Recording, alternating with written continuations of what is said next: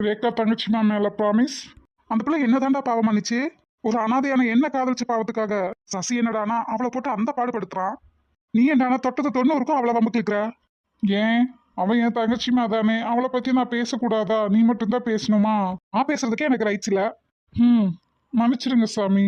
அதை ஏன்டா என்ன என்கிட்ட கேட்குற? அப்புறம் மரியாதையா நீயும் சசியும் அவ காலை விழுந்து மன்னிப்பு கேட்டுருங்க சொல்லிட்டேன். என்கிட்ட சொல்றீல போய் சசிகிட்ட சொல்லே பாப்போம்.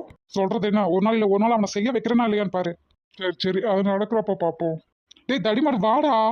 ம் வந்து தொலைகிறேன். ஆமா, இல்லைன்னா நம்மளாம் தொலைஞ்சா மட்டும் நம்மளை தேட ஆள் இருக்கு பாரு. எனக்கு இல்லைங்கிறது வாஸ்தவம் தான், ஆனா உனக்கு தான் வலை போட்டு தேடிட்டு இருக்காங்களே உன்னை, அப்புறம் என்ன? விட்டா நீயே போய் நான் தான் அவனை ஒளிச்சு வச்சிருக்கேன்னு சொல்லிட்டு வருவ போல இருக்கு. ம் ஒரு நாள் இல்லை ஒரு நாள் சொல்லத்தான் போறேன். அப்படி மட்டும் ஏதாவது நடக்கட்டும் அவனே, உன்னை குழிக்குள்ள அப்படியே இறக்கி முடிடுவேன் பார்த்துக்கோ.